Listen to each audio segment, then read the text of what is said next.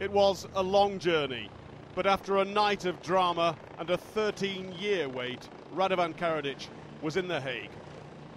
Tight security surrounded the transfer from Belgrade. The authorities were taking no chances with the man who had been Europe's most wanted.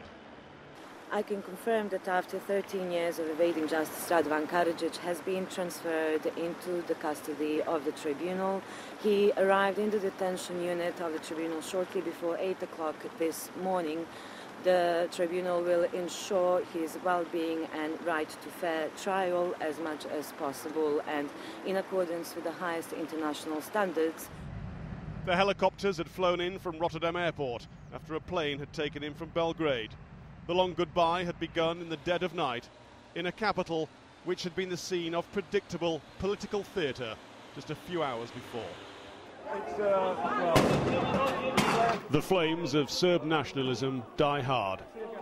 These ultra-nationalists took their anger out on the police. But for all their sound and fury, the real story was their impotence.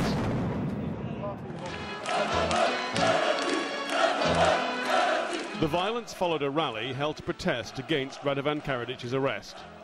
A forlorn attempt to gain his release and to show strength. It failed.